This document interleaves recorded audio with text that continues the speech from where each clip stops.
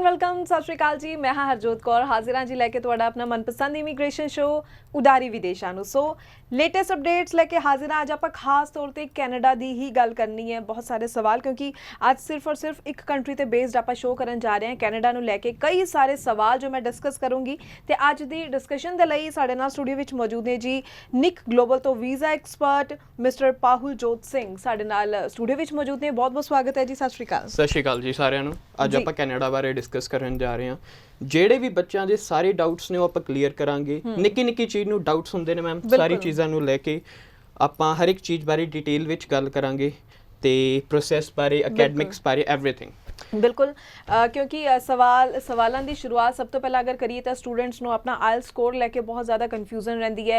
Overall 6 each वाले ही अपलाई करन या फिर जिन्हों के, क्योंकि बहुत सारे सवाल होंगे कि साढ़े 1 विच 5.5 है या 2 च 5.5 है, की सानू अपलाई करना चाहिए है कि नहीं, SDS या नॉन SDS दोवां नूं अगर कंपैरिजन करिए आपां तां रिजल्ट्स किन्ना दे वधिया आ रहे हैं और स्टूडेंट्स नूं आयल स्कोर नूं लैके अपना किन्ना को विजन क्लीयर रखना चाहिए जेकर वो कैनेडा लई अपलाई कर रहे हैं। ओके, सब तो पहले मैम मैं ये क्लीयर करदा, ਬੱਚੇ ਜਦੋਂ ਵੀ ਇੰਸਟੀਟਿਊਟ ਆਉਂਦੇ ਨੇ ਉਹਨਾਂ ਦੀ ਹਮੇਸ਼ਾ ਇਹ ਕੁਐਰੀ ਹੁੰਦੀ ਹੈ ਕਿ ਅਸੀਂ SDS ਕਾਲਜਸ ਜਾਣਾ, ਨॉन SDS ਕਾਲਜਸ ਜਾਣਾ। ਮੈਂ ਸਾਰੇ ਬੱਚਿਆਂ ਨੂੰ ਇਹ ਕਲੀਅਰ ਕਰ ਦੇਣਾ ਚਾਹਨਾ, SDS is about category, non SDS is about category. 2018 ਵਿੱਚ SDS ਨॉन SDS ਇਹ ਰੂਲ ਆਇਆ ਸੀ। ਉਸ ਤੋਂ ਪਹਿਲੇ ਹੈਗਾ ਸੀ SPP ਕਾਲਜਸ ਔਰ ਨॉन SPP ਕਾਲਜਸ। ਜੀ ਹੁਣ ਜਿਹੜੇ ਵੀ ਬੱਚਿਆਂ ਦੇ 6 ਬੈਂਡ ਈਚ ਹੋਣਗੇ ਉਹ SDS ਕੈਟਾਗਰੀ ਅੰਦਰ ਫਾਲ ਕਰਨਗੇ। ਜਿਨ੍ਹਾਂ ਦੇ 6 ਬੈਂਡ ਨਹੀਂ ਹੋਣਗੇ ਉਹ ਨॉन SDS। 6 ਬੈਂਡ ਲਾਓ, ਆਪਣੀ SDS ਅੰਦਰ ਫਾਈਲ ਪੁੱਟ ਕਰੋ ਤੇ ਆਪਣਾ ਵੀਜ਼ਾ ਲਓ। यानी इस चीज़ ना फर्क पैंदा है कि क्योंकि कई बार स्टूडेंट सोचते हैं कि चलो SDS कैटेगरी है कि नॉन SDS कैटेगरी है, अगर असी डिजायर्ड स्कोर अचीव नहीं कर पा रहे हैं तो असी चलो नॉन SDS च अपलाई कर लेने।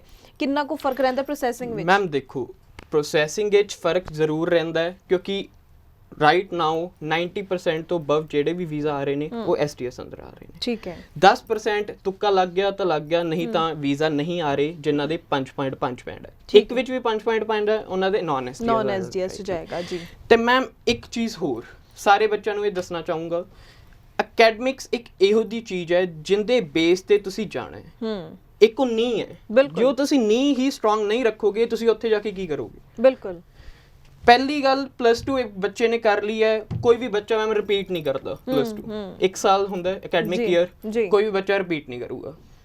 जिंदे एक्सेप्शंस आर ऑलवेज देयर, जेडे बच्चे कोई रीजंस करके नहीं दे सके या बीमार सी वो दे देंगे। जी जी जी बिल्कुल। बट जी आइल्स ਤੁਹਾਨੂੰ ਇੱਕ ਓਪਰਚੁਨਿਟੀ ਹੈ, ਜੇ ਤੁਹਾਡੇ ਇੱਕ ਵਿੱਚੋਂ ਵੀ ਘੱਟ ਬੈਂਡ ਹੈ ਤੁਸੀਂ ਦੁਬਾਰਾ ਰਿਪੀਟ ਕਰ ਸਕਦੇ ਹੋ। IDP ਤੁਹਾਨੂੰ ਇੱਕ ਚਾਂਸ ਦਿੰਦੀ ਹੈ। ਬ੍ਰਿਟਿਸ਼ ਕਾਉਂਸਲ ਹੈਗੀ ਸੀ, ਹੁਣ ਮੋਨੋਪੋਲੀ ਕਾਰਨ ਸਿਰਫ IDP ਹੈ। ਜੀ ਤੁਹਾਨੂੰ ਇੱਕ ਚਾਂਸ ਮਿਲਦਾ ਹੈ, ਤੁਹਾਡੀ ਬੈਟਰ ਵਧੀਆ ਕਿਸਮਤ ਹੈ ਕਿ ਤੁਸੀਂ ਉਹ ਚਾਂਸ ਨੂੰ ਗ੍ਰੈਬ ਕਰੋ, ਦੁਬਾਰਾ ਆਪਣਾ ਆਇਲਸ ਦਾ ਟੈਸਟ ਕਰੋ ਤੇ ਆਪਣੇ ਮਾਰਕਸ ਲਓ।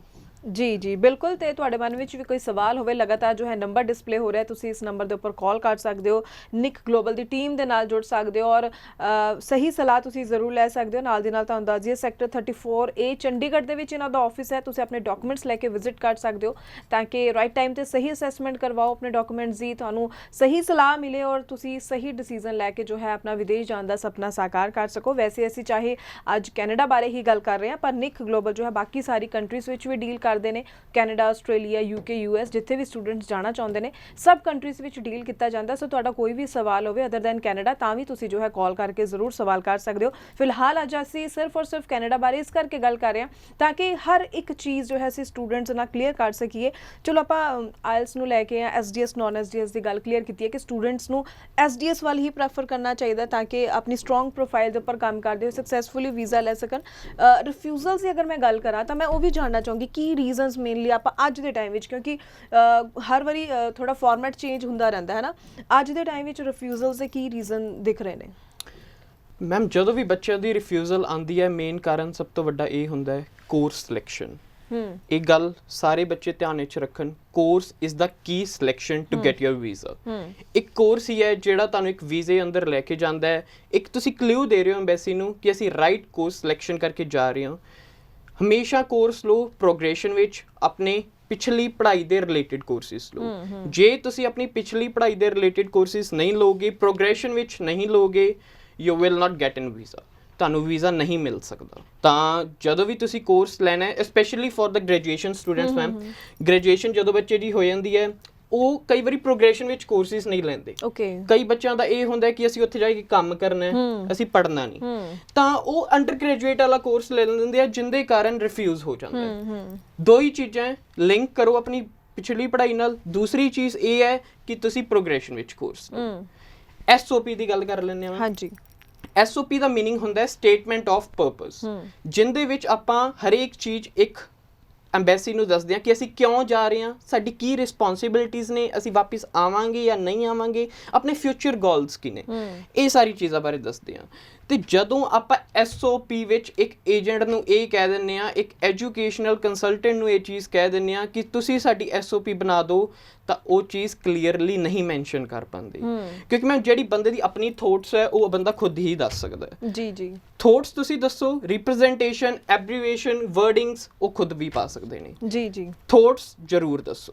ਬਿਲਕੁਲ ਸਹੀ ਕਿਹਾ, ਕਿਉਂਕਿ ਕਈ ਵਾਰੀ ਇਹੀ ਚੀਜ਼ ਹੁੰਦਾ ਕਿ ਸਟੂਡੈਂਟ ਨੂੰ ਪਤਾ ਹੀ ਨਹੀਂ ਹੁੰਦਾ ਕਿ ਉਸਦੀ SOP ਵਿੱਚ ਲਿਖਿਆ ਕੀ ਗਿਆ ਹੈ। ਸੋ ਸਟੂਡੈਂਟ ਨੂੰ ਇਹਨਾਂ ਗੱਲਾਂ ਨੂੰ ਲੈ ਕੇ ਅਵੇਅਰ ਹੋਣਾ ਬਹੁਤ ਹੀ ਜ਼ਿਆਦਾ ਜ਼ਰੂਰੀ ਹੈ। ਅਸੀਂ ਇਸੇ ਲਈ ਇਸ ਸ਼ੋਅ ਵਿੱਚ ਹਮੇਸ਼ਾ ਕੋਸ਼ਿਸ਼ ਕਰਦੇ ਹਾਂ ਕਿ ਤੁਹਾਨੂੰ ਹਰ ਉਹ ਪਹਿਲੂ, ਹਰ ਇੱਕ ਚੀਜ਼, ਛੋਟੀ ਤੋਂ ਛੋਟੀ ਚੀਜ਼ ਤੁਹਾਡੇ ਨਾਲ ਡਿਸਕਸ ਕਰੀਏ, ਜਿਸ ਦੇ ਨਾਲ ਤੁਹਾਨੂੰ ਪਤਾ ਹੋਵੇ ਕਿ ਤੁਹਾਡੀ ਅਗਰ ਪ੍ਰੋਫਾਈਲ ਦੇ ਉੱਪਰ, ਤੁਹਾਡੀ ਫਾਈਲ ਦੇ ਉੱਪਰ ਕੰਮ ਹੋ ਰਿਹਾ ਤਾਂ ਕਿਹੜੀ ਚੀਜ਼ਾਂ ਦੇ ਉੱਪਰ ਧਿਆਨ ਦੇਣਾ ਤੁਹਾਡਾ ਵੀ ਬਹੁਤ ਜ਼ਰੂਰੀ ਹੈ। So students point of view ਤੋਂ ਅਗਰ ਆਪਾਂ ਗੱਲ ਕਰ ਲਈਏ, ਸਟੂਡੈਂਟਸ ਕਿਉਂ ਡਰਦੇ ਨੇ SOP ਖੁਦ ਲਿਖਣ ਤੋਂ? ਉਹਨਾਂ ਦੀ ਹਮੇਸ਼ਾ ਕੋਸ਼ਿਸ਼ ਹੁੰਦੀ ਹੈ ਜਿਸ ਕੰਸਲਟੈਂਟ ਕੋਲ ਅਸੀਂ ਜਾਈਏ ਉਹੀ ਜੋ ਹੈ ਸਾਡੀ SOP ਤਿਆਰ ਕਰਦਾ, ਜਦ ਕਿ ਜਿਵੇਂ ਆਪਾਂ ਗੱਲ ਕਰਦੇ ਹਾਂ ਕਿ SOP ਜੋ ਹੈ ਬੈਕਬੋਨ ਹੁੰਦੀ ਹੈ ਪ੍ਰੋਫਾਈਲ ਦੀ ਫਾਈਲਿੰਗ ਦੇ ਲਈ, ਤਾਂ ਸਟੂਡੈਂਟਸ ਨੂੰ ਕਿੰਨਾ ਕੁ ਅਵੇਅਰ ਹੋਣ ਦੀ ਜ਼ਰੂਰਤ ਹੈ ਔਰ ਕਿਹੜੀ ਚੀਜ਼ਾਂ ਉਹਦੇ ਵਿੱਚ ਮੈਂਸ਼ਨ ਕਰਨੀਆਂ ਬਹੁਤ ਹੀ ਜ਼ਿਆਦਾ ਜ਼ਰੂਰੀ ਨੇ? ਦੇਖੋ ਮੈਮ, SOP ਮੈਂ ਉਹ ਪਿਛਲੀ ਗੱਲ ਵੀ ਆਈ ਕੀਤੀ ਹੈ, ਸਟੇਟਮੈਂਟ ਆਫ ਪਰਪਸ। ਤੁਸੀਂ ਕਿਉਂ ਜਾਣਾ ਚਾਹੁੰਦੇ ਹੋ, ਤੁਸੀਂ ਇਹੀ ਯੂਨੀਵਰਸਿਟੀ ਕਿਉਂ ਚੂਜ਼ ਕੀਤੀ ਹੈ, ਤੁਸੀਂ ਇਹੀ ਕੋਰਸ ਕਿਉਂ ਕਰਨਾ ਚਾਹੁੰਦੇ ਹੋ। ਜਦੋਂ ਤੱਕ ਇੱਕ ਕੋਰਸ, ਜਦੋਂ ਵੀ ਆਪਾਂ ਏਜੰਟ ਕੋਲ ਜਾਂਦੇ ਹਾਂ, ਉਹ ਆਪਾਂ ਨੂੰ ਕੋਰਸਿਸ ਦੀ ਡਿਟੇਲ ਦੇ ਦਿੰਦੇ ਆ ਕਿ ਅਸੀਂ ਇਹ ਕੋਰਸ ਕਰਨਾ ਹੈ, ਤੁਸੀਂ ਇਹਨਾਂ ਕੋਰਸਿਸ ਵਿੱਚੋਂ ਇੱਕ ਕੋਰਸ ਚੂਜ਼ ਕਰ ਲਓ ਜੀ। ਬਟ ਆਪਾਂ ਹੀ ਚੂਜ਼ ਕਰਦੇ ਹਾਂ, ਉਹ ਕਿਉਂ ਚੂਜ਼ ਕੀਤਾ ਉਹ ਦੱਸਣਾ ਹੈ, ਕਿਉਂ ਯੂਨੀਵਰਸਿਟੀ ਜਾਣਾ ਇਹ ਦੱਸਣਾ ਹੈ, ਕੀ ਤੁਹਾਡੀ ਰਿਸਪੌਂਸਿਬਿਲਿਟੀਜ਼ ਨੇ ਇਹ ਦੱਸਣੀ ਹੈ, ਕੀ ਤੁਹਾਡੇ ਫਿਊਚਰ ਗੋਲਸ ਨੇ ਇਹ ਦੱਸਣਾ ਹੈ, ਕਿਹੜੀਆਂ ਜੌਬਸ ਤੁਸੀਂ ਕਰੋਗੇ ਉੱਤੇ ਉਹ ਦੱਸਣਾ ਹੈ। Everything you have to mention in the SOP। ਹੁਣ ਕਈ ਏਜੰਟਸ ਜਿਹੜੇ ਹੁੰਦੇ ਨੇ 5-5 6-6 ਪੇਜਾਂ ਦੀ ਬਣਾ ਦਿੰਦੇ ਨੇ, ਹਾਂਜੀ ਵੀ ਸਾਡੀ SOP ਬਹੁਤ ਵਧੀਆ ਹੈ। ਤੁਸੀਂ ਇੱਕ ਲਿਮਿਟ ਤੱਕ ਬਣਾ ਸਕਦੇ ਹੋ, ਬਟ ਉਹਦੇ ਅੰਦਰ ਹਰ ਪੁਆਇੰਟ ਨੂੰ ਐਕਸਪਲੇਨ ਕਰਕੇ ਉਹ ਸੱਚ ਵੀ ਹੋਣਾ ਚਾਹੀਦਾ ਜੀ। ਥਾਟਸ ਆਪਣੀ ਜ਼ਰੂਰ ਦੱਸੋ, ਵਰਡਿੰਗ, ਐਬਰੀਵੇਸ਼ਨ, ਰਿਪਰੈਜ਼ੈਂਟੇਸ਼ਨ ਉਹ ਇੱਕ ਐਜੂਕੇਸ਼ਨਲ ਕੰਸਲਟੈਂਟ ਜ਼ਰੂਰ ਕਰ ਸਕਦਾ। ਬਿਲਕੁਲ ਜੀ, ਬਿਲਕੁਲ। ਜਿਵੇਂ ਆਪਾਂ ਅਗਰ ਕੋਰਸ ਦੀ ਤੁਸੀਂ ਗੱਲ ਕਰਦੇ ਹੋ ਤਾਂ ਕੁਝ ਜਿਵੇਂ ਆਰਟਸ ਵਾਲੇ ਸਟੂਡੈਂਟਸ ਦੇ ਸਵਾਲ ਆਉਂਦੇ ਨੇ ਕਿ ਕੀ ਆਰਟਸ ਵਾਲੇ ਸਟੂਡੈਂਟਸ ਦਾ ਥੋੜਾ ਟਫ ਹੁੰਦਾ, ਜਾਂ ਫਿਰ ਅਗਰ ਕਹੀਏ ਕਮਰਸ ਹੈ, ਮੈਡੀਕਲ ਹੈ, ਨਾਨ ਮੈਡੀਕਲ ਹੈ, ਪਿਛਲੀ ਸਟਰੀਮ ਵੀ ਮੈਟਰ ਕਰਦੀ ਹੈ ਕਿ ਆਪਾਂ ਵੀਜ਼ਾ ਸਕਸੈਸ ਰੇਟ ਨੂੰ ਲੈ ਕੇ ਇਸ ਦੇ ਬਾਰੇ ਵੀ ਜ਼ਰੂਰ ਕਈ ਸਵਾਲ ਨੇ ਕਿ ਕੀ ਉਹਨਾਂ ਨੂੰ ਬੈਨੀਫਿਟ ਜ਼ਿਆਦਾ ਮਿਲਦਾ ਜਿਨ੍ਹਾਂ ਨੇ ਕਮਰਸ ਜਾਂ ਕੋਈ ਅੱਛੀ ਮੈਡੀਕਲ ਜਾਂ ਨਾਨ ਮੈਡੀਕਲ ਸਟਰੀਮ ਵਿੱਚੋਂ ਨੇ, ਜਾਂ ਆਰਟਸ ਵਾਲੇ ਬੱਚੇ ਕੀ ਉਹਨਾਂ ਲਈ ਆਪਸ਼ਨਸ ਘੱਟ ਜਾਂਦੀਆਂ? ਇੱਕ ਸਵਾਲ ਬਹੁਤ ਵੱਡਾ ਹੈ। ਦੇਖੋ ਮੈਮ, ਇੱਕ ਆਪਾਂ ਕਹਿੰਦੇ ਹਾਂ ਕੰਬੀਨੇਸ਼ਨ ਹੋਣਾ ਬਹੁਤ ਜ਼ਰੂਰੀ ਹੈ ਸਬਜੈਕਟਸ ਦਾ। ਜੀ ਜੀ, ਹੁਣ ਜਿਹੜੇ ਸਬਜੈਕਟਸ ਵਿੱਚ ਤੁਹਾਡਾ ਲਿੰਕ ਹੀ ਨਹੀਂ ਬਣਦਾ ਤੁਹਾਡੀ ਨੈਕਸਟ ਪੜ੍ਹਾਈ ਨਾਲ, ਉਹ ਆਪਾਂ ਕੋਰਸ ਨਹੀਂ ਚੂਜ਼ ਕਰ ਸਕਦੇ। ਜੀ ਜੀ, ਜਦੋਂ ਵੀ ਬੱਚਾ ਇੱਕ 10th ਕਰਦਾ ਹੈ, if he or she is mature, ਉਹਨੂੰ ਪਤਾ ਹੁੰਦਾ ਮੇਰਾ ਕੱਲ ਨੂੰ ਗੋਲ ਕੀ ਹੈ। ਹਾਂ ਬਿਲਕੁਲ ਮੈਮ, ਇਹਦੇ ਵਿੱਚ ਮੈਂ ਇੱਕ ਚੀਜ਼ ਹੋਰ ਦੱਸਣਾ ਚਾਹੂੰਗਾ, especially for the nursing students. ਮੇਰੇ ਕੋਲ ਅੱਜ ਤੋਂ ਹਫਤਾ ਪਹਿਲੇ ਇੱਕ ਬੱਚਾ ਆਇਆ, ਉਹ ਕਹਿੰਦਾ ਜੀ ਅਸੀਂ ਨਰਸਿੰਗ ਦਾ ਕੋਰਸ ਲੈਣਾ ਹੈ, ਮੈਂ ਮੈਡੀਕਲ ਫੀਲਡ ਵਿੱਚ ਕੀਤੀ ਹੋਈ ਹੈ ਪੜ੍ਹਾਈ +2, 87% ਮਾਰਕਸ। ਠੀਕ ਹੈ, ਮੈਨੂੰ ਕਿਹਾ ਠੀਕ ਹੈ, ਆਪਾਂ ਕੋਰਸ ਦੀ ਰਿਕੁਆਇਰਮੈਂਟਸ ਚੈੱਕ ਕੀਤੀਆਂ। ਮੈਮ ਅਸੀਂ ਦੇਖਿਆ ਹਰੇਕ ਯੂਨੀਵਰਸਿਟੀ ਐਂਡ ਕਾਲਜਿਸ ਉੱਥੇ ਮੈਥ ਸਬਜੈਕਟ ਮੰਗ ਰਹੇ ਸੀ। ਹਾਂਜੀ ਹਾਂਜੀ, ਮੈਥ। ਮੈਂ ਸਾਰੇ ਬੱਚਿਆਂ ਨੂੰ ਦੱਸਣਾ ਚਾਹੂੰਗਾ ਮੈਥ ਜ਼ਰੂਰ ਰੱਖੋ ਜਿਹੜੇ ਰੱਖ ਸਕਦੇ ਨੇ। ਮੈਮ ਜਦੋਂ ਮੈਂ +2 ਵਿੱਚ ਸੀ, ਸਾਡੇ ਇੱਕ ਸਰ ਹੁੰਦੇ ਸੀ ਸੁਮਿਤ ਸਰ, ਉਹ ਸਾਨੂੰ ਕਹਿੰਦੇ ਹੁੰਦੇ ਸੀ ਕਿ ਜਿੰਨੇ ਵੀ ਸਬਜੈਕਟ ਨੂੰ ਆਪਾਂ ਟਾਈਮ ਦਿੰਦੇ ਹਾਂ, ਫੋਰ ਸਪੋਜ਼ ਮੈਂ ਕਾਮਰਸ ਸਟਰੀਮ ਤੋਂ, ਆਪਾਂ ਇਕਨੋਮਿਕਸ, ਬਿਜ਼ਨਸ ਨੂੰ, ਇੰਗਲਿਸ਼ ਨੂੰ ਜੇ 1-1 ਘੰਟਾ ਵੀ ਦਈਏ ਤਾਂ ਉਹ ਕਹਿੰਦੇ ਤੁਹਾਡੇ ਬਹੁਤ ਵਧੀਆ ਮਾਰਕਸ ਆ ਸਕਦੇ ਆ at the end of the year. ਬਿਲਕੁਲ, ਬਟ ਜੇ ਤੁਸੀਂ ਮੈਥ ਇੱਕ ਸਬਜੈਕਟ ਲੈ ਕੇ ਚੱਲ ਰਹੇ ਹੋ ਤਾਂ ਤੁਹਾਨੂੰ ਮੈਥ ਨੂੰ ਡਬਲ ਟਾਈਮ ਦੇਣਾ ਪਏਗਾ, ਪ੍ਰੈਕਟਿਸ। ਜੀ ਜੀ, ਜਿਹੜੇ ਬੱਚੇ ਮੈਥ ਰੱਖ ਸਕਦੇ ਨੇ ਬਾਹਰ ਬਹੁਤ ਉਹਨਾਂ ਲਈ ਵਧੀਆ ਓਪਰਚੁਨਿਟੀਜ਼ ਨੇ, ਵਧੀਆ ਕੈਰੀਅਰ ਗੋਲਸ ਨੇ, ਤੁਸੀਂ ਜ਼ਰੂਰ ਮੈਥ ਰੱਖੋ ਜੇ ਤੁਸੀਂ ਰੱਖ ਸਕਦੇ ਹੋ ਤਾਂ। ਬਿਲਕੁਲ ਬਿਲਕੁਲ, ਤੁਸੀਂ ਬਹੁਤ ਚੰਗੀ ਸਲਾਹ ਜੋ ਹੈ ਦਿੱਤੀ ਹੈ, ਔਰ ਜ਼ਰੂਰ ਆਪਣੇ ਦਰਸ਼ਕਾਂ ਨੂੰ ਕਹਿਣਾ ਚਾਹਾਂਗੇ ਕਿ ਜਿਹੜੇ ਪੇਰੈਂਟਸ ਪਲਾਨ ਕਰ ਰਹੇ ਨੇ ਕਿ ਸਾਡੇ ਬੱਚੇ ਕੱਲ੍ਹ ਨੂੰ ਜੋ ਹੈ ਬਾਹਰ ਜਾਣ, ਵਿਦੇਸ਼ ਜਾਣ, +1 +2 ਕਰਨ ਦੀ ਤਿਆਰੀ ਵਿੱਚ ਨੇ, ਉਹਨਾਂ ਲਈ ਵੀ ਅਸੀਂ ਇਹ ਜਾਣ ਜਾਣਕਾਰੀ ਲੈ ਕੇ ਆਨੇ ਆ ਕਿ ਸਟੂਡੈਂਟਸ ਔਰ ਪੇਰੈਂਟਸ ਆਪਣੇ ਨੂੰ ਪਹਿਲਾਂ ਹੀ ਤਿਆਰ ਰੱਖਣ ਕਿ ਆਪਾਂ ਕਿਹੜੀ ਗਲਤੀਆਂ ਅੱਗੋਂ ਨਹੀਂ ਕਰਨੀਆਂ ਔਰ ਕਿਹੜੀਆਂ ਚੀਜ਼ਾਂ ਤੇ ਫੋਕਸ ਕਰਨਾ ਤਾਂ ਕਿ ਕੱਲ ਨੂੰ ਸਾਨੂੰ ਬੈਸਟ ਓਪਰਚੁਨਿਟੀਜ਼ ਮਿਲਣ। ਤਾਂ ਅਸੀਂ ਵਿਦੇਸ਼ ਜਾਣ ਦਾ ਮਨ ਬਣਾ ਹੀ ਰਹੇ ਹਾਂ ਤਾਂ ਇੱਕ ਚੰਗੀ ਓਪਰਚੁਨਿਟੀ ਦੇ ਨਾਲ, ਅੱਛੀ ਆਪਸ਼ਨਸ ਦੇ ਨਾਲ ਅੱਗੇ ਵਧੀਏ ਤਾਂ ਕਿ ਸਾਨੂੰ ਬਹੁਤ ਵਧੀਆ ਸਾਡਾ ਭਵਿੱਖ ਜੋ ਹੈ ਸੁਨਹਿਰਾ ਨਜ਼ਰ ਆਏ ਬਾਹਰ ਜਾ ਕੇ। ਸੋ ਵਾਕਈ ਮੈਥਸ ਵਾਲੀ ਗੱਲ ਤੁਸੀਂ ਬਹੁਤ ਚੰਗੀ ਕਹੀ ਹੈ। ਸੋ ਸਟੂਡੈਂਟਸ ਜੋ ਹੈ ਮੈਥਸ ਤੋਂ ਭੱਜਦੇ ਨੇ ਪਰ ਬਾਅਦ ਵਿੱਚ ਉਹਨਾਂ ਨੂੰ ਫਿਰ ਫੀਲ ਹੁੰਦਾ ਕਿ ਅਸੀਂ ਮੈਥਸ ਕਿਉਂ ਸਬਜੈਕਟ ਨਹੀਂ ਲਿਆ। ਸੋ ਤੁਹਾਡਾ ਵੀ ਕੋਈ ਸਵਾਲ ਹੋਵੇ, लगातार नंबर डिस्पले हो रहा है स्क्रीन के उपर, तुसीं इस उपर कॉल करके जो है निक ग्लोबल की टीम के नाल राबता कायम कर सकते हो। सो सही समय ते सही सलाह का मिलना बहुत ही ज़्यादा जरूरी होंदा है। अज के टाइम में असीं सारे जानते कि कन्फ्यूजन हमेशा क्रिएट होई रहिंदी है, बहुत सारी कंपनीज हो चुकी ने, बहुत सारिया सलाहां हुंदियां ने। सो स्टूडेंट का कन्फ्यूज होना भी लाजमी है कि उन्होंने समझ नहीं आता। सो इसलिए अपनी कन्फ्यूजन क्लीयर करने के लिए स्क्रीन पर दिते नंबर पर कॉल जरूर करके तुसीं सही सलाह लै सकते हो। एक बार फिर तो दस दें कि निक ग्लोबल का जो ऑफिस है सैक्टर 34A चंडीगढ़ ਦੇ ਵਿੱਚ ਹੈ। ਸੋ ਤੁਸੀਂ ਇੱਥੇ ਆਪਣੇ ਡਾਕੂਮੈਂਟਸ ਲੈ ਕੇ ਵੀ ਵਿਜ਼ਿਟ ਕਰੋ ਤਾਂ ਕਿ ਤੁਹਾਡੇ ਡਾਕੂਮੈਂਟਸ ਦੇਖਣ ਤੋਂ ਬਾਅਦ ਸਹੀ ਅਸੈਸਮੈਂਟ ਹੋਵੇ ਤੇ ਤੁਹਾਨੂੰ ਸਹੀ ਸਲਾਹ ਮਿਲੇ ਤੇ ਤੁਸੀਂ ਸਹੀ ਸਮੇਂ ਤੇ ਸਹੀ ਡਿਸੀਜਨ ਲੈ ਕੇ ਜੋ ਹੈ ਵਿਦੇਸ਼ ਜਾਣ ਦਾ ਸੁਪਨਾ ਸਾਕਾਰ ਕਰ ਸਕੋ। ਚਲੋ ਆਪਾਂ ਕੋਰਸ ਦੀ ਵੀ ਗੱਲ ਕਰ ਲਈ ਹੈ, ਪਰ ਫੰਡਸ ਬਾਰੇ ਵੀ ਗੱਲ ਕਰਨਾ ਚਾਹੂੰਗੀ, ਫੀਸ ਬਾਰੇ ਵੀ ਗੱਲ ਕਰਨਾ ਚਾਹੂੰਗੀ ਕਿ ਕਿੰਨਾ ਕੁ ਫਰਕ ਪੈਂਦਾ ਹੈ ਜਦੋਂ ਆਪਾਂ ਕੋਈ ਕੋਰਸ ਸਿਲੈਕਸ਼ਨ ਕਰਦੇ ਹਾਂ ਉਸ ਦੇ ਨਾਲ ਫੀਸ ਜਾਂ ਫੰਡਸ ਦਿਖਾਉਣ ਨੂੰ ਅਗਰ ਆਪਾਂ ਦੇਖੀਏ। ਮੈਮ ਇਹਦੇ ਵਿੱਚ ਕੀ ਆਉਂਦਾ ਹੈ, ਕਈ ਏਜੰਟਸ ਕਹਿੰਦੇ ਨੇ ਫੀਸ ਆਫਟਰ ਵੀਜ਼ਾ। ਜੀ ਫੀਸ ਆਫਟਰ ਵੀਜ਼ਾ ਮੈਂ ਸਾਰਿਆਂ ਨੂੰ ਦੱਸਣਾ ਚਾਹੂੰਗਾ ਇਹ ਪ੍ਰੋਸੈਸ ਕੀ ਹੁੰਦਾ ਹੈ। ਜੀ ਫੀਸ ਆਫਟਰ ਵੀਜ਼ਾ ਵਿੱਚ ਉਹੀ ਕਾਲਜਿਸ ਆਉਂਦੇ ਨੇ ਜਿਹੜੇ ਪ੍ਰਾਈਵੇਟ ਕਾਲਜਿਸ ਹੁੰਦੇ। ਤੁਸੀਂ ਖੁਦ ਦੇਖੋ ਮੈਮ, ਕੋਈ ਵੀ ਰਿਸ਼ਤੇਦਾਰ ਕਿਸੇ ਵੀ ਰਿਸ਼ਤੇਦਾਰ ਨੂੰ ਪੈਸੇ ਨਹੀਂ ਦਿੰਦਾ ਤੇ ਇੱਕ ਅਨਨੋਨ ਏਜੰਟ ਇੱਕ ਅਨਨੋਨ ਬੰਦੇ ਵਾਸਤੇ 18 ਤੋਂ 19 ਲੱਖ ਰੁਪਏ ਲਾ ਦੂਗਾ। ਜੀ ਰੱਬ ਨਾ ਕਰੇ ਉਹ ਬੰਦੇ ਦਾ ਰਿਫਿਊਜ਼ ਹੁੰਦਾ 1 ਤੋਂ 1.5 ਲੱਖ ਰੁਪਏ ਉਹ ਖਰਾਬ ਹੁੰਦਾ, ਉਹ ਆਪਦਾ ਏਜੰਟ ਆਪਦੇ ਪੱਲਿਓਂ ਭਰੂਗਾ।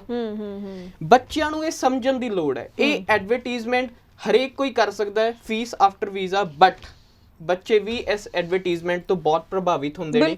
ਉਹ ਭਜਦੇ ਹੀ ਉਸ ਸਾਈਡ ਹੈ ਕਿ ਸਾਡਾ ਪੈਸਾ ਖਰਾਬ ਨਹੀਂ ਹੋਏਗਾ, ਬਟ ਉਹ ਇਹ ਨਹੀਂ ਦੇਖਦੇ ਸਾਡਾ ਕਿੰਨਾ ਟਾਈਮ ਖਰਾਬ ਹੋ ਸਕਦਾ ਹੈ, ਸਾਡੇ ਕਿੰਨੇ ਚਾਂਸਿਸ ਘੱਟ ਹੋ ਸਕਦੇ ਨੇ ਸਿਰਫ ਇੱਕ ਚੀਜ਼ ਨੂੰ ਲੈ ਕੇ। ਜੀ ਪੈਸੇ ਤਾਂ ਤੁਸੀਂ ਬਾਅਦ ਵਿੱਚ ਵੀ ਦੇਣੇ ਆ ਜਦੋਂ ਤੁਹਾਡਾ ਵੀਜ਼ਾ ਆ ਗਿਆ, ਫਿਰ ਕਿਉਂ ਨਹੀਂ ਤੁਸੀਂ ਸਟੈਪ ਬਾਈ ਸਟੈਪ ਚੱਲਦੇ। ਇੱਕ ਚੰਗੇ ਕੋਰਸ ਦੀ ਚੋਣ ਕਰੋ, ਫੀਸ ਪੇ ਕਰੋ, GIC ਪੇ ਕਰੋ, ਉਸ ਤੋਂ ਬਾਅਦ ਆਪਣੇ ਮੈਡੀਕਲਸ ਦੋ, ਬਾਇਓਮੈਟ੍ਰਿਕਸ ਦੋ, then you will get an PPR sorry, and after getting your PPR ਤੁਸੀਂ ਜਾ ਸਕਦੇ ਹੋ। ਜੀ ਜੀ ਜੀ ਬਿਲਕੁਲ। ਸੋ ਵਾਕਈ ਜੋ ਤੁਸੀਂ ਇਹ ਗੱਲ ਕਹੀ ਕਿ ਫੀਸ ਆਫਟਰ ਵੀਜ਼ਾ ਇਹ ਜਿਹੜਾ ਵਰਡ ਹੈ ਨਾ, ਇਹ ਸੈਂਟੈਂਸ ਹੈ, ਇਸ ਨੂੰ ਲੈ ਕੇ ਸਟੂਡੈਂਟਸ ਕੀ ਪੇਰੈਂਟਸ ਵੀ ਖੁਦ ਨੂੰ ਸਿਕਿਉਰ ਮੰਨਣ ਲੱਗਦੇ ਨੇ ਕਿ ਚਲੋ ਸਾਡਾ ਕੋਈ ਰਿਸਕ ਨਹੀਂ ਹੈ, ਪਰ ਰਿਸਕ ਬਚਾਉਣ ਦੇ ਚੱਕਰ ਵਿੱਚ ਉਹ ਆਪਣੀ ਮਤਲਬ ਸਟੂਡੈਂਟ ਜਿਹੜਾ ਆਪਣੀ ਪ੍ਰੋਫਾਈਲ ਦੇ ਨਾਲ ਬਹੁਤ ਵੱਡੀ ਖੇਡ ਜਾਂਦਾ, ਉਹਨੂੰ ਪਤਾ ਵੀ ਨਹੀਂ ਲੱਗਦਾ ਕਿ ਕੀ ਹੋ ਗਿਆ, ਕਿਉਂਕਿ ਇੱਕ ਜਿਸ ਬੈਸਟ ਆਪਸ਼ਨ ਦੇ ਲਈ ਉਸਦੀ ਪ੍ਰੋਫਾਈਲ ਐਲੀਜੀਬਲ ਹੁੰਦੀ ਹੈ ਉਹ ਉਸ ਤੋਂ ਸ਼ਾਇਦ ਪਿੱਛੇ ਰਹਿ ਜਾਂਦਾ ਹੈ। ਏਜੰਟ ਆਪਣੇ ਹਿਸਾਬ ਦੇ ਨਾਲ ਤੁਹਾਨੂੰ ਗਾਈਡ ਕਰ ਦਿੰਦੇ ਨੇ, ਪਰ ਇਹ ਵੀ ਹੈ ਕਿ ਕੁਝ ਏਜੰਟਸ ਬਹੁਤ ਸਹੀ ਸਲਾਹ ਵੀ ਦੇ ਰਹੇ ਹੁੰਦੇ ਨੇ, ਸਹੀ ਤਰੀਕੇ ਨਾਲ ਵੀ ਚੱਲ ਰਹੇ ਹੁੰਦੇ ਨੇ, ਪਰ ਇਹ ਸਟੂਡੈਂਟਸ ਨੂੰ ਜ਼ਰੂਰ ਚਾਹੀਦਾ, ਪੇਰੈਂਟਸ ਨੂੰ ਜ਼ਰੂਰ ਚਾਹੀਦਾ, ਜਿਸ ਵੀ ਕੰਸਲਟੈਂਟ ਕੋਲ ਤੁਸੀਂ ਜਾ ਰਹੇ ਹੋ ਪਿਛੋਕੜ ਪਹਿਲਾਂ ਜ਼ਰੂਰ ਉਸ ਕੰਪਨੀ ਦਾ, ਉਹਨਾਂ ਕੰਸਲਟੈਂਟਸ ਦਾ ਚੈੱਕ ਕਰੋ ਕਿਸ ਤਰ੍ਹਾਂ ਦੀ ਪ੍ਰੋਫਾਈਲਸ ਦੇ ਉੱਪਰ ਉਹਨਾਂ ਨੇ ਕੰਮ ਕੀਤਾ, ਕਿਸ ਤਰ੍ਹਾਂ ਦੇ ਵੀਜ਼ਾਸ ਉਹ ਲੈ ਕੇ ਆ ਚੁੱਕੇ ਨੇ, ਕਿੰਨਾ ਕੁ ਸਕਸੈਸ ਰੇਟ ਰਿਹਾ ਉਹਨਾਂ ਦੀ ਕੰਪਨੀ ਦਾ। ਇਹ ਸਾਰੀਆਂ ਚੀਜ਼ਾਂ ਦੇਖਣ ਤੋਂ ਬਾਅਦ, ਪਰਖਣ ਤੋਂ ਬਾਅਦ ਹੀ ਤੁਸੀਂ ਕਿਸੇ ਵੀ ਕੰਪਨੀ ਕੋਲ, ਕਿਸੇ ਵੀ ਏਜੰਟ ਕੋਲ ਜ਼ਰੂਰ ਜਾਇਆ ਕਰੋ। ਸੋ ਇੱਥੇ ਆਪਾਂ ਅੱਗੋਂ ਗੱਲ ਅਗਰ ਵਧਾਈਏ, ਅੱਗੇ ਡਿਸਕਸ ਕਰਦੇ ਹਾਂ। ਸੋ ਅੱਜ ਦੇ ਟਾਈਮ ਵਿੱਚ ਕਿੰਨਾ ਕੁ ਡਿਲੇ ਟਾਈਮ ਤਾਂ ਨਹੀਂ ਕੋਈ ਚੱਲ ਰਿਹਾ, ਆਫਰ ਲੈਟਰ ਕਿੰਨੇ ਟਾਈਮ ਦੇ ਵਿੱਚ ਆ ਰਹੀ, ਕਿਉਂਕਿ ਹੁਣ ਜਿਹੜੇ ਰੀਸੈਂਟ ਪਾਸ ਆਊਟ ਸਟੂਡੈਂਟਸ ਨੇ ਉਹਨਾਂ ਲਈ ਬਹੁਤ ਸਾਰੇ ਸਵਾਲ ਨੇ ਕਿ ਜੇ ਅਸੀਂ ਅਪਲਾਈ ਕਰਦੇ ਹਾਂ ਤਾਂ ਸਾਨੂੰ ਕਦੋਂ ਤੱਕ ਵੀਜ਼ਾ ਮਿਲ ਜਾਏਗਾ। ਦੇਖੋ ਮੈਮ, ਹੁਣ ਨੈਕਸਟ ਇਨਟੇਕ ਜਿਹੜੀ ਕੈਨੇਡਾ ਦੀ ਹੈਗੀ ਹੈ ਉਹ ਜਨਵਰੀ ਇਨਟੇਕ ਹੈ ਜੀ। ਹੁਣ ਅੱਜ ਦੇ ਟਾਈਮ ਵਿੱਚ ਜਿਹੜੇ ਵੀ ਬੱਚੇ ਆਣਗੇ ਸਾਡੇ ਕੋਲ, ਅਸੀਂ ਜਨਵਰੀ ਇਨਟੇਕ ਉਹਨਾਂ ਨੂੰ ਪ੍ਰੈਫਰ ਕਰਾਂਗੇ, ਜਨਵਰੀ ਔਰ ਮਈ। ਠੀਕ ਹੈ, ਇਹ ਦੋਨੋਂ ਇਨਟੇਕਸ। ਹੁਣ ਇੱਕ ਬੱਚਾ ਆ ਜਾਂਦਾ, ਹੁਣ ਜਿਵੇਂ ਦੇਖੋ ਮੈਮ ਕਈ ਕਾਲਜਿਸ ਹੁੰਦੇ ਨੇ ਐਂਡ ਤੱਕ ਵੀ ਸੀਟਾਂ ਨਹੀਂ ਭਰਦੀਆਂ, ਉਹ ਆਫਰ ਲੈਟਰ ਪ੍ਰੋਵਾਈਡ ਕਰਾ ਦਿੰਦੇ, ਬਟ ਅੱਜ ਦਾ ਪ੍ਰੋਸੈਸਿੰਗ ਟਾਈਮ ਕੀ ਹੈ 4 ਤੋਂ 6 ਮਹੀਨਿਆਂ ਦਾ। ਅੱਛਾ ਜੀ, ਅੱਜ ਆਪਾਂ ਆਫਰ ਲੈਟਰ ਲੈ ਰਹੇ ਹਾਂ 4 ਤੋਂ 6 ਮਹੀਨਿਆਂ ਦਾ ਪ੍ਰੋਸੈਸਿੰਗ ਟਾਈਮ ਹੈ। ਤੁਸੀਂ ਆਫਰ ਲੈਟਰ ਭਾਵੇਂ 10-15 ਦਿਨ ਵਿੱਚ ਲੈ ਲਓਗੇ, ਬਟ ਤੁਸੀਂ ਵੀਜ਼ਾ ਕਦੋਂ ਲੈਣਾ ਹੈ 4 ਤੋਂ 5 ਮਹੀਨਿਆਂ ਬਾਅਦ, ਇਹਦਾ ਲੱਗੇਗਾ ਹੀ ਟਾਈਮ। ਜਾਣਾ ਤਾਂ ਤੁਸੀਂ ਨਵੰਬਰ-ਦਸੰਬਰ ਵਿੱਚ ਹੀ ਹੈ, ਦੈਨ ਤੁਸੀਂ ਵਾਈ ਨਾਟ ਤੁਸੀਂ ਇੱਕ ਚੰਗੇ ਕੋਰਸ ਦੀ ਚੋਣ ਕਰਕੇ, ਕਿਉਂਕਿ ਮੈਂ ਆਪਸ਼ਨਸ ਘੱਟ ਜਾਂਦੀਆਂ, ਜਿਵੇਂ ਮੈਂ ਕਿਹਾ ਚੰਗੇ ਕਾਲਜਿਸ ਜਿਹੜੇ ਹੁੰਦੇ ਸੀਟਾਂ ਭਰ ਜਾਂਦੀਆਂ। ਬਿਲਕੁਲ ਬਿਲਕੁਲ। ਜਿਹੜਾ ਹੁਣ ਦਾ ਮਹੀਨਾ ਚੱਲ ਰਿਹਾ ਜੁਲਾਈ, ਉਸ ਤੋਂ ਬਾਅਦ ਅਗਸਤ ਹੈ, ਸਤੰਬਰ ਇਨਟੇਕ ਵਿੱਚ ਸੀਟਾਂ ਖਾਲੀ ਹੋ ਜਾਂਦੀਆਂ, ਸਤੰਬਰ ਇਨਟੇਕਸ ਦੀਆਂ। ਜਨਵਰੀ ਲਈ ਅਪਲਾਈ ਕਰੋ and you will get your visa. ਜਨਵਰੀ ਵਿੱਚ ਆਪਣੇ ਕੋਲ ਬਹੁਤ ਸਾਰੇ ਕਾਲਜਿਸ ਐਂਡ ਕੋਰਸਿਸ ਨੇ, ਚੰਗੇ ਕੋਰਸਿਸ ਨੇ ਜਿੰਦੇ ਵਿੱਚ ਤੁਸੀਂ ਅਪਲਾਈ ਕਰ ਸਕਦੇ ਹੋ। ਤੇ ਆਪਣੇ ਵੀਜ਼ਾ ਲੈ ਸਕਦੇ ਹੋ ਜੀ ਬਿਲਕੁਲ। ਪਰ ਅਸੀਂ ਦੇਖੀਏ ਨਾ ਜ਼ਿਆਦਾਤਰ ਕੀ ਹੁੰਦਾ ਸਾਡੇ ਇੱਧਰ ਪੰਜਾਬ ਹਰਿਆਣਾ ਦੇ ਸਟੂਡੈਂਟਸ ਦੀ ਗੱਲ ਕਰੀਏ ਤਾਂ ਉਹ ਆਇਲ ਸਕੋਰ ਅਚੀਵ ਕਰਨ ਦੇ ਲਈ ਵੀ ਜੋ ਆਪਾਂ ਗੱਲ ਕਰਦੇ ਹਾਂ ਕਿ ਐਸਡੀਐਸ ਤੇ ਅਪਲਾਈ ਕਰਨਾ ਤਾਂ 6C ਚ 6 ਓਵਰਆਲ ਸਕੋਰ ਚਾਹੀਦਾ ਹੈ, ਉਸ ਦੇ ਵਿੱਚ ਹੀ ਬਾਰ-ਬਾਰ ਅਪਲਾਈ ਰੀਪੇਅਰ ਕਰ ਕਰਕੇ ਮਤਲਬ ਉਹਨਾਂ ਦਾ ਉਹ ਬੈਂਡ ਸਕੋਰ ਅਚੀਵ ਨਹੀਂ ਕਰ ਪਾਉਂਦੇ, ਉਸ ਵਿੱਚ ਬਹੁਤ ਟਾਈਮ ਲੰਘ ਜਾਂਦਾ। ਉਹਨਾਂ ਨੂੰ ਤੁਸੀਂ ਕੀ ਸੁਜੈਸਟ ਕਰਦੇ ਹੋ ਕਿਸ ਤਰੀਕੇ ਨਾਲ ਉਹ ਚੀਜ਼ਾਂ ਨੂੰ ਡੀਲ ਕਰਨ, ਕਿਉਂਕਿ ਹੌਲੀ-ਹੌਲੀ ਫਿਰ ਗੈਪ ਵੀ ਵਧਣਾ ਸ਼ੁਰੂ ਹੋ ਜਾਂਦਾ, ਸੋ ਉਸ ਨੂੰ ਜਸਟੀਫਾਈ ਕਰਨਾ ਵੀ ਮੁਸ਼ਕਿਲ ਹੁੰਦਾ ਜਾਂਦਾ। ਮੈਮ ਇੱਕ ਚੀਜ਼ ਮੈਂ ਸਾਰਿਆਂ ਨੂੰ ਦੱਸਣਾ ਚਾਹੂੰਗਾ, ਆਪਾਂ ਬਾਹਰ ਚੱਲੇ ਆ ਇੱਕ ਚੰਗੇ ਭਵਿੱਖ ਲਈ, ਇੱਕ ਚੰਗੇ ਫਿਊਚਰ ਲਈ ਜੀ। ਆਪਣੀ ਆਇਲਸ ਵਿੱਚ ਤੁਸੀਂ ਦਿਨ ਰਾਤ ਦੀ ਮਿਹਨਤ ਕਰੋ, +2 ਤੋਂ ਵਿੱਚ ਹੀ ਆਪਣੇ ਇੰਗਲਿਸ਼ ਵਿੱਚ ਇੰਨੇ ਕੁ ਸਟਰੋਂਗ ਬਣਾ ਲਓ ਕਿ ਤੁਸੀਂ ਕੱਲ ਨੂੰ ਇੰਗਲਿਸ਼ ਵਿੱਚ ਇੱਕ ਬੈਟਰ ਫਿਊਚਰ ਲੈ ਕੇ ਜਾ ਸਕੋ। ਹੁਣ ਆਪਾਂ ਗੱਲ ਕਰ ਲੈਂਦੇ ਹਾਂ ਉਹ ਬੱਚਿਆਂ ਦੀ ਜਿਹੜੇ ਕਹਿੰਦੇ ਨੇ ਅਸੀਂ ਜੁਗਾੜ ਲਵਾ ਕੇ ਜਾਵਾਂਗੇ। ਮੈਂ ਬੱਚੇ ਬਾਹਰ ਕਿਉਂ ਜਾਣਾ ਚਾਹੁੰਦੇ ਨੇ? ਬੱਚੇ ਤਾਂ ਬਾਹਰ ਜਾਣਾ ਚਾਹੁੰਦੇ ਨੇ, ਬਾਹਰ ਇੱਕ ਫਿਊਚਰ ਹੈ, ਬੈਟਰ ਫਿਊਚਰ ਹੈ, ਅਸੀਂ ਤਾਂ ਬਾਹਰ ਜਾਣਾ ਚਾਹੁੰਦੇ ਹਾਂ। ਬਟ ਬੱਚੇ ਇਹ ਨਹੀਂ ਦੇਖਦੇ ਕਿ ਅਸੀਂ ਇੱਕ ਉਹ ਜਿਹੀ ਕੰਟਰੀ ਜਾਣਾ ਚਾਹੁੰਦੇ ਹਾਂ ਜਿੱਥੇ ਬੈਟਰ ਫਿਊਚਰ ਹੈ, ਤੇ ਅਸੀਂ ਆਪਣਾ ਇੱਥੇ ਜੁਗਾੜ ਲਵਾ ਕੇ ਜਾ ਰਹੇ ਹਾਂ, ਖੁਦ ਹੀ ਆਪਾਂ ਕਰਪਟ ਹਾਂ, ਖੁਦ ਹੀ ਸਿਸਟਮ ਨੂੰ ਆਪਾਂ ਅਬਿਊਜ਼ ਕਰਦੇ ਹਾਂ, ਤੇ ਉੱਥੇ ਜਾ ਕੇ ਅਸੀਂ ਕਹਿੰਦੇ ਹਾਂ ਕਿ ਅਸੀਂ ਸਿਸਟਮ ਵਧੀਆ ਚਲਾਵਾਂਗੇ, ਅਸੀਂ ਸੈੱਟ ਹੋਵਾਂਗੇ। ਜੀ ਜੀ ਬਿਲਕੁਲ, ਤੁਸੀਂ ਸਹੀ ਗੱਲ ਕਹੀ ਹੈ, ਕਿਉਂਕਿ ਅੱਜ ਦੇ ਟਾਈਮ ਵਿੱਚ ਅਸੀਂ ਦੇਖਦੇ ਹਾਂ ਜਿਸ ਦੀ ਪ੍ਰੋਫਾਈਲ ਥੋੜੀ ਬਹੁਤੀ ਵੀਕ ਵੀ ਹੁੰਦੀ ਹੈ, ਪੇਰੈਂਟਸ ਦਾ ਵੀ ਇਹ ਹੁੰਦਾ ਕਿ ਜੀ ਪੈਸੇ ਜਿੰਨੇ ਮਰਜ਼ੀ ਲੈ ਲਓ ਤੇ ਸਾਡੇ ਬੱਚੇ ਨੂੰ ਬਾਹਰ ਭੇਜ ਦਿਓ। ਤਾਂ ਇਹੋ ਜਿਹੇ ਪੇਰੈਂਟਸ ਨੂੰ ਤੁਸੀਂ ਕੀ ਸਲਾਹ ਦਿੰਦੇ ਹੋ, ਕਿਉਂਕਿ ਉਹ ਆਪਣੇ ਹੱਥ ਹੀ ਆਪਣੇ ਬੱਚੇ ਦੇ ਫਿਊਚਰ ਨੂੰ ਬ੍ਰਾਈਟ ਕਰਨ ਦੀ ਥਾਂ ਤੇ ਇੱਕ ਹਨੇਰੇ ਵਾਲੀ ਭੇਜ ਰਹੇ ਹੁੰਦੇ ਨੇ? ਮੈਮ ਜਦੋਂ ਵੀ ਇੱਕ ਬੱਚਾ ਸਾਡੇ ਕੋਲ ਆਉਂਦਾ ਹੈ, ਜੇ ਉਹ ਆਪਣੇ ਪੇਰੈਂਟਸ ਨਾਲ ਆਇਆ ਤਾਂ 90% ਚਾਂਸਸ ਹੁੰਦੇ ਨੇ ਉਹ ਸਾਡੇ ਕੋਲ ਆਪਣੀ ਫਾਈਲ ਪ੍ਰੋਸੀਡ ਕਰਕੇ ਚਲਾ ਜਾਂਦਾ, ਕਿਉਂਕਿ ਅਸੀਂ ਇਹ ਨਹੀਂ ਕਹਿੰਦੇ ਕਿ ਸਾਡੇ ਤੋਂ ਫਾਈਲ ਪ੍ਰੋਸੀਡ ਕਰੋ, ਅਸੀਂ ਇਹ ਚਾਹੁੰਦੇ ਹਾਂ ਤੁਹਾਨੂੰ ਇੱਕ ਚੰਗੀ ਚੀਜ਼ ਪਤਾ ਹੋਣੀ ਚਾਹੀਦੀ ਹੈ, ਤੁਹਾਨੂੰ ਇੱਕ ਰਾਈਟ ਕੋਰਸਿਸ ਪਤਾ ਹੋਣੀ ਚਾਹੀਦੀ ਹੈ, ਰਾਈਟ ਯੂਨੀਵਰਸਿਟੀ ਪਤਾ ਹੋਣੀ ਚਾਹੀਦੀ ਹੈ, ਤੁਹਾਨੂੰ ਆਪਣੇ ਗੋਲਸ ਦਾ ਪਤਾ ਹੋਣਾ ਚਾਹੀਦਾ ਹੈ। ਜਦੋਂ ਵੀ ਤੁਸੀਂ ਕੋਈ ਵੀ ਬੱਚੇ ਨੇ ਆਉਣਾ ਹੈ ਆਪਣੇ ਪੇਰੈਂਟਸ ਨਾਲ ਆਓ, ਕਿਉਂਕਿ ਅਸੀਂ ਉਹਨਾਂ ਨੂੰ ਹਰ ਇੱਕ ਚੀਜ਼ ਦਾ ਕਲੀਅਰ ਕਰ ਸਕਦੇ ਹਾਂ ਕਿ ਤੁਸੀਂ ਕਿਉਂ ਜਾਣਾ ਹੈ, ਕੀ ਕਾਰਨਾਂ ਕਰਕੇ ਜਾਣਾ ਹੈ, ਕੀ ਤੁਹਾਡਾ ਬੈਟਰ ਫਿਊਚਰ ਹੋ ਸਕਦਾ ਹੈ। ਬਿਨਾਂ ਮਤਲਬ ਦੇ ਜੁਗਾੜ ਲਵਾ ਕੇ ਜਾਓਗੇ, ਕੱਲ ਨੂੰ ਉੱਥੇ ਵੀ ਸਿਸਟਮ ਨੂੰ ਅਬਿਊਜ਼ ਕਰੋਗੇ। ਤੇ ਮੈਮ ਐਸੇ ਕਰਕੇ ਹੀ ਆਪਾਂ ਮੌਂਟਰੀਅਲ, ਕਿਉਂਕਿ ਮੌਂਟਰੀਅਲ ਬੱਚੇ ਕਿਉਂ ਜਾਂਦੇ ਸੀ 5:30 ਬੈਂਡ ਤੇ ਸੈਟਰਡੇ ਸੰਡੇ ਕਲਾਸਿਸ, ਬਿਲਕੁਲ ਆਪਾਂ ਸਿਸਟਮ ਨੂੰ ਇੰਨਾ ਕੋ ਅਬਿਊਜ਼ ਕਰਤਾ, ਉਹਨਾਂ ਨੇ ਬਲੈਕ ਲਿਸਟ ਕਰਤੇ ਮੈਮ ਕਾਲਜਸ। ਜਦੋਂ ਇੱਕ ਸਿਸਟਮ ਅਬਿਊਜ਼ ਹੋਣ ਲੱਗ ਜਾਂਦਾ ਹੈ ਉਦੋਂ ਬੰਦ ਹੋ ਜਾਂਦਾ, ਤੇ ਉਹਦਾ ਨੁਕਸਾਨ ਅੱਜ ਕਿੰਨਾ ਬੱਚਿਆਂ ਨੂੰ ਹੋਇਆ ਜਿਨ੍ਹਾਂ ਨੇ ਫੀਸਾਂ ਭਰੀਆਂ ਹੋਈਆਂ ਸੀ, ਅੱਜ ਤੱਕ ਉਹਨਾਂ ਦੀ ਫੀਸਾਂ ਨਹੀਂ ਆ ਰਹੀਆਂ। ਪਲੀਜ਼ ਰਿਕੁਐਸਟ ਹੈ ਤੁਹਾਡੇ ਸਾਰਿਆਂ ਨੂੰ, ਇੱਕ ਚੰਗੇ ਕੋਰਸਿਸ, ਯੂਨੀਵਰਸਿਟੀਜ਼, ਬੈਟਰ ਫਿਊਚਰ ਲਈ ਜਾਓ। ਨਹੀਂ ਤਾਂ ਇੱਥੇ ਵੀ ਬਹੁਤ ਵਧੀਆ ਹੈ, ਬਟ ਜੇ ਤੁਸੀਂ ਵਾਕਈ ਜਾਣਾ ਚਾਹੁੰਦੇ ਹੋ ਤਾਂ ਆਪਣੇ ਫਿਊਚਰ ਨੂੰ ਦੇਖ ਕੇ। ਬਿਲਕੁਲ ਸਹੀ ਕਿਹਾ ਤੁਸੀਂ। ਤੇ ਥੋੜਾ ਆਪਾਂ ਜ਼ਿਕਰ ਰਿਫਿਊਜ਼ਲ ਕੇਸਿਸ ਬਾਰੇ ਵੀ ਜ਼ਰੂਰ ਕਰਨਾ ਚਾਹਾਂਗੇ। ਬਹੁਤ ਸਾਰੇ ਸਟੂਡੈਂਟਸ ਨੇ, ਬਹੁਤ ਸਾਰੀਆਂ ਪ੍ਰੋਫਾਈਲਸ ਨੇ ਜਿਨ੍ਹਾਂ ਦੇ ਰਿਫਿਊਜ਼ਲ ਲੱਗ ਚੁੱਕੇ ਨੇ। ਪ੍ਰੋਫਾਈਲ ਚੰਗੀ ਹੁੰਦੀ ਹੈ ਪਰ ਕਿਤੇ ਨਾ ਕਿਤੇ ਡਾਕੂਮੈਂਟੇਸ਼ਨ ਜਾਂ ਫਾਈਲਿੰਗ ਵਿੱਚ ਕਈ ਵਾਰੀ ਕੁਝ ਮਿਸਮੈਚ ਚੀਜ਼ਾਂ ਰਹਿ ਹੋ ਜਾਂਦੀਆਂ ਨੇ, ਜਿਸ ਕਰਕੇ ਰਿਫਿਊਜ਼ਲ ਆ ਜਾਂਦੀ ਹੈ। ਸੋ ਇੱਕ ਵਾਰ, 2 ਵਾਰ, 3 ਵਾਰ ਕਈ ਸਟੂਡੈਂਟਸ ਦੇ ਰਿਫਿਊਜ਼ਲ ਆਏ ਨੇ, ਉਹਨਾਂ ਨੂੰ ਕਿਸ ਤਰੀਕੇ ਨਾਲ ਹੁਣ ਫੋਕਸ ਕਰਨਾ ਚਾਹੀਦਾ ਹੈ ਅਗਰ ਉਹ ਰੀਅਪਲਾਈ ਕਰਨਾ ਚਾਹੁੰਦੇ ਨੇ? ਮੈਮ ਦੇਖੋ, ਜਿਹੜੇ ਵੀ ਬੱਚਿਆਂ ਦੀ ਰਿਫਿਊਜ਼ਲਸ ਆਈਆਂ ਕੈਨੇਡਾ ਸਟੱਡੀ ਵੀਜ਼ਾ ਨੂੰ ਲੈ ਕੇ ਜੀ, ਉਹ ਇਹ ਦੇਖਣ ਕਿ ਉਹ ਰਿਫਿਊਜ਼ ਦਾ ਕਾਰਨ ਕੀ ਹੈ, ਐਨਾਲਾਈਜ਼। ਆਪਾਂ ਹਮੇਸ਼ਾ ਕਹਿੰਦੇ ਆ ਇੱਕ ਬੱਚੇ ਨੂੰ ਆਪਣੀ ਜ਼ਿੰਦਗੀ ਵੀ ਐਨਾਲਾਈਜ਼ ਕਰਨੀ ਚਾਹੀਦੀ ਹੈ ਤੇ ਆਪਣੀ ਪ੍ਰੋਫਾਈਲਸ ਵੀ, ਆਪਣੇ ਕਰੀਅਰ ਨੂੰ ਲੈ ਕੇ ਹਰੇਕ ਚੀਜ਼ ਨੂੰ ਐਨਾਲਾਈਜ਼ ਕਰੋ ਜੀ। ਆਪਾਂ ਜੇ ਪ੍ਰੋਫਾਈਲ ਦੀ ਗੱਲ ਕਰ ਲਈਏ, ਤੁਸੀਂ ਐਨਾਲਾਈਜ਼ ਕਰੋ ਕਿੱਥੇ ਗਲਤੀ ਹੋ ਸਕਦੀ ਹੈ। ਆਫਰ ਲੈਟਰ ਗਲਤ ਹੋ ਸਕਦੀ ਹੈ ਕਿ ਆਪਣਾ ਜਦੋਂ ਕੋਰਸਿਸ ਲੈ ਰਹੇ ਹਾਂ, ਕੋਰਸਿਸ ਲੈਣ ਦਾ ਸਭ ਤੋਂ ਮੇਨ ਕਾਰਨ ਕੀ ਹੁੰਦਾ ਮੈਂ ਤੁਹਾਨੂੰ ਦੱਸ ਦਿੰਦਾ। Subjects, components. ਬੱਚੇ ਇਹ ਨਹੀਂ ਦੇਖਦੇ, ਲਿੰਕ ਨਹੀਂ ਕਰਦੇ। ਜਦੋਂ ਵੀ ਤੁਸੀਂ ਕੋਰਸ ਲੈਣਾ ਹੈ, ਤੁਸੀਂ ਅਗਲੀ ਪੜ੍ਹਾਈ ਦੇ ਸਬਜੈਕਟਸ ਚੈੱਕ ਕਰੋ, ਕੰਪੋਨੈਂਟਸ ਚੈੱਕ ਕਰੋ ਕਿ ਤੁਹਾਡੀ ਅਗਲੀ ਪੜ੍ਹਾਈ ਬੈਕ ਦੀ ਜਿਹੜੀ ਤੁਹਾਡੀ ਪੜ੍ਹਾਈ ਹੈ ਉਹ ਸਬਜੈਕਟਸ ਨਾਲ ਮਿਲ ਰਹੀ ਹੈ, ਕੰਟੀਨਿਊ ਕਰ ਰਹੀ ਹੈ। ਬਿਲਕੁਲ। ਜੇ ਨਹੀਂ ਕਰ ਰਹੀ ਤਾਂ ਤੁਸੀਂ ਇੱਕ ਹੋਰ ਚੀਜ਼, ਅਰਲੀ ਚਾਈਲਡਹੁੱਡ ਪ੍ਰੋਗਰਾਮ। ਓਕੇ। ਬੱਚੇ ਮੋਸਟਲੀ ਏਜੰਟਸ ਵੀ ਜਦੋਂ ਕੋਈ ਵੀ ਉਹਨਾਂ ਨੂੰ ਕੋਰਸ ਨਹੀਂ ਮਿਲਦਾ, ਹਾਂਜੀ ਤੁਸੀਂ ਅਰਲੀ ਚਾਈਲਡਹੁੱਡ ਪ੍ਰੋਗਰਾਮ ਲੈ ਲਓ। ਅਰਲੀ ਚਾਈਲਡਹੁੱਡ ਪ੍ਰੋਗਰਾਮ ਦਾ ਮੈਮ ਇੰਨਾ ਕੋ ਅਬਿਊਜ਼ ਹੋਇਆ ਹੈ ਕਿ ਉਹਨਾਂ ਨੇ ਬਹੁਤ ਜ਼ਿਆਦਾ ਘੱਟ ਸੀਟਾਂ ਕਰਤੀਆਂ ਇਸ ਕੋਰਸਿਸ ਵਿੱਚ।